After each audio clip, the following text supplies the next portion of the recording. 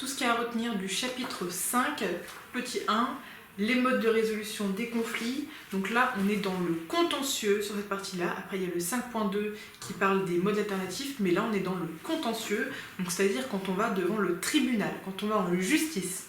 Donc, il faut savoir qu'on va en justice parce qu'à la base, il y a un conflit, un litige. Et donc, un litige, c'est l'expression de prétentions juridiques opposées. Donc, c'est-à-dire que deux personnes vont être en désaccord parce qu'ils pensent chacun avoir des droits qui du coup s'opposent et qui ne permettent pas d'arriver à un accord. Donc ce schéma qui est vraiment très très bien fait, ayez-le bien en tête parce qu'il reprend vraiment tout. Déjà sachez qu'il y a donc 2 degrés de juridiction, le premier qui est au niveau des tribunaux et le second avec les cours, avec la cour d'appel. Donc pour vous, dans votre tête, dites-vous qu'il y a bien 2 parties, le judiciaire et l'administratif. C'est-à-dire que le judiciaire, ça va être monsieur, madame, tout le monde.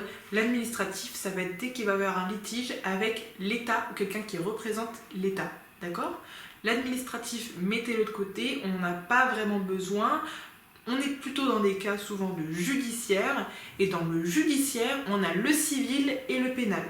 D'accord ? Donc le civil, ça va être des cas, on va dire, normaux, alors que le pénal, ça va vraiment être des cas graves, lourds, où il y a eu des volontés de nuire, de la corruption, des tentatives de meurtre, etc. Là, ça va être dans le pénal. Donc la majorité des cas, c'est dans l'ordre judiciaire et dans la partie civile. C'est cette partie-là qu'il faut vraiment que vous connaissiez. Donc ce qu'il y a à savoir, c'est qu'il y a des tribunaux, les tribunaux du premier degré, donc, c'est important de les connaître pour savoir quelle juridiction va être adaptée dans chaque cas. Le premier, ça va être le conseil des prud'hommes. Je dis le premier parce que c'est comme ça que je les liste, mais ils sont tous au premier degré, d'accord ? Donc le conseil des prud'hommes. Le conseil des prud'hommes, c'est pour tout ce qui va être du travail, d'accord ? Et on parle de conseil et non de tribunal parce que, il n'y a pas de magistrat professionnel. Voilà, il n'y a pas de juge professionnel. En fait, ce sont des employeurs c'est des représentants d'employeurs, des représentants d'employés qui jugent un cas.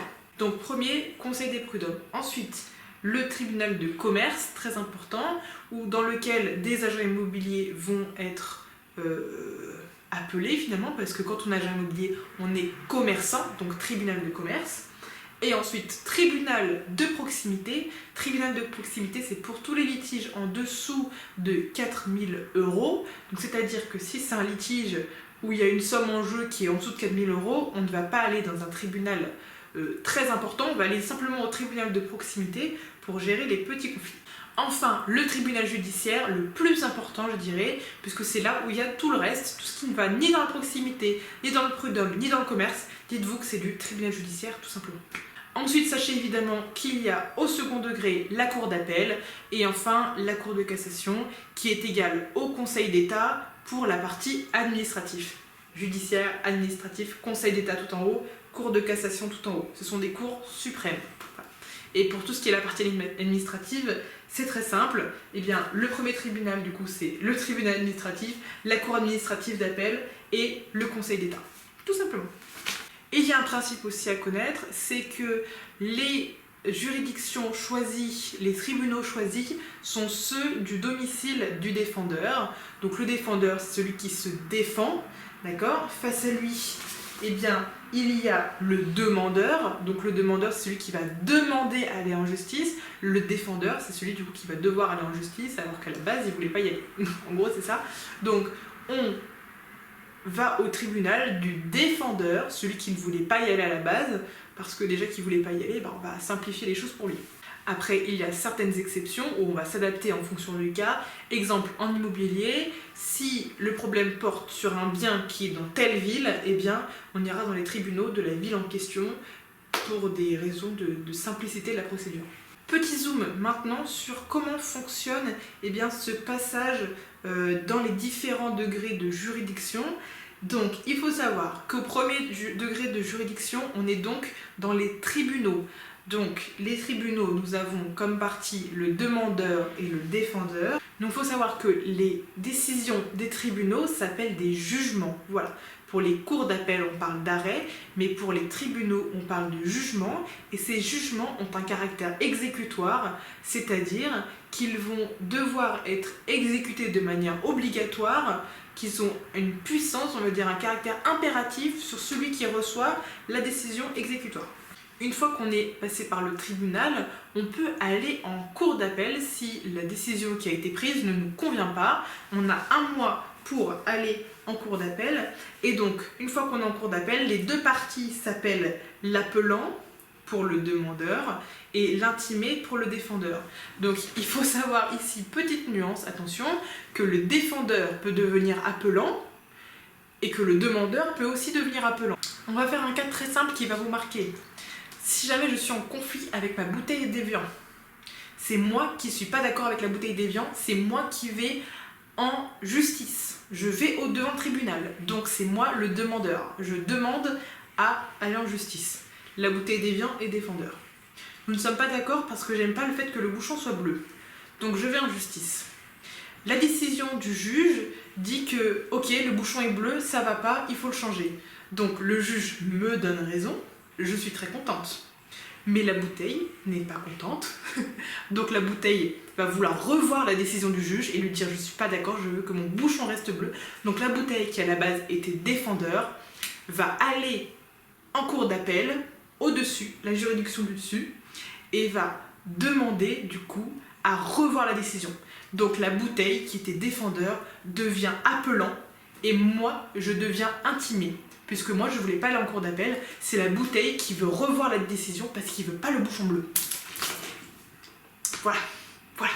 Donc la cour d'appel va donner des arrêts, contrairement aux tribunaux qui donnent des jugements. C'est juste une autre appellation, mais c'est la même chose.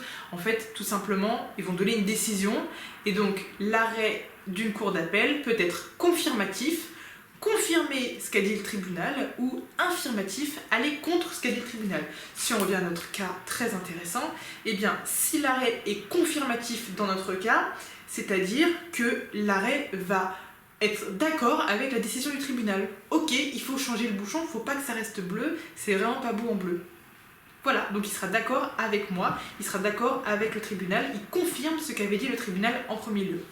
Si l'arrêt est infirmatif, alors il va aller contre ce qu'avait dit le tribunal d'abord, c'est-à-dire que si le tribunal avait dit il faut changer le bouchon bleu, il faut le mettre en rose, et que la cour d'appel dit non, arrêt infirmatif, on va contre ce qu'a dit le tribunal, et bien la cour d'appel du coup dira on laisse le bouchon en bleu, donc on va contre.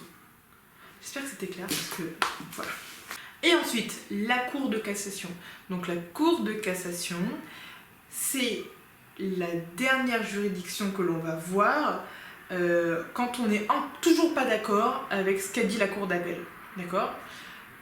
Plus précisément, quand on n'est toujours pas d'accord avec le dernier degré de juridiction avec lequel on a été confronté finalement. Je m'explique.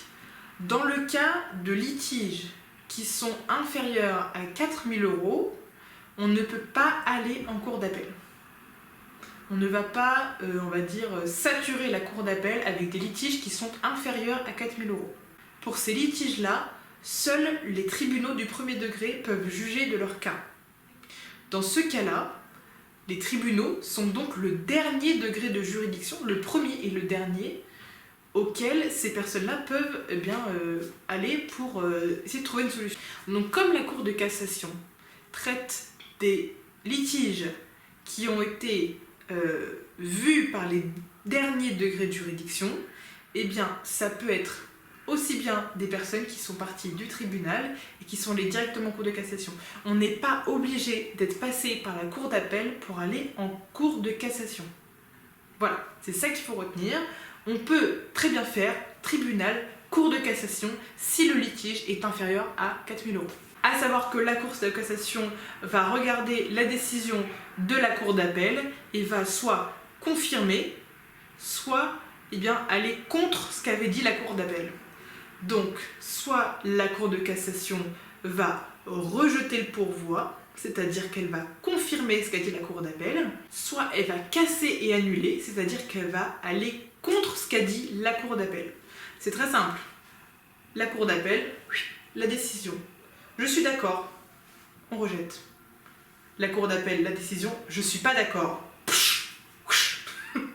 On casse et on annule parce que la décision de la cour d'appel n'est pas bonne. Voilà, on casse et on annule. Si jamais la décision de la cour d'appel était la bonne, ok, on rejette, c'est bon, c'était bon, il n'y a pas besoin de revoir ce qui a été vu. On rejette. Voilà. Pour aller un peu plus loin, pour ceux qui le souhaitent, sachez que la cour d'appel confère deux effets au conflit qui est en cours. C'est-à-dire qu'une fois qu'on est en cour d'appel, il va y avoir un effet dévolutif et un effet suspensif. C'est-à-dire que quand on arrive en cour d'appel, il y a un effet dévolutif, ce qui signifie que l'on reprend tout depuis le début, comme s'il n'y avait pas eu de décision du tribunal d'abord. D'accord ? Donc on reprend tout sur le fond. D'accord ? Un effet dévolutif, on reprend tout depuis le début.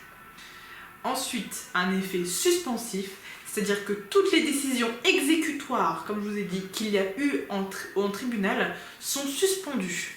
Suspensif, effet suspensif, c'est-à-dire que si jamais le tribunal avait dit « vous lui verserez les loyers, ça vous coûtera 2000 €, eh bien la cour d'appel va faire en sorte que pour l'instant, vous versez pas. On juge, on revoit, et après on verra si finalement oui ou non, mais pour l'instant, ne faites rien, on attend de voir ce que va dire la cour d'appel.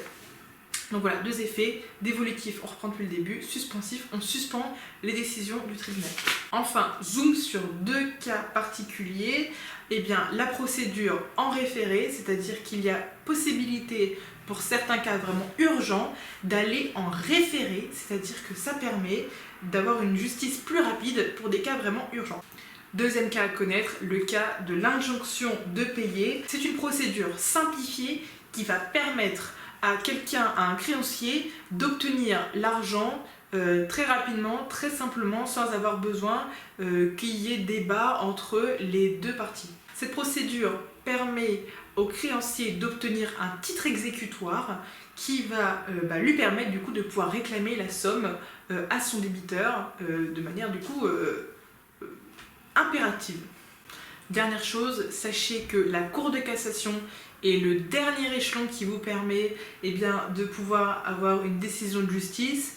Mais si vous voulez avoir d'autres réponses par rapport à un conflit, il y a aussi la question prioritaire de constitutionnalité qui permet de demander au Conseil constitutionnel d'apporter la lumière sur ce problème.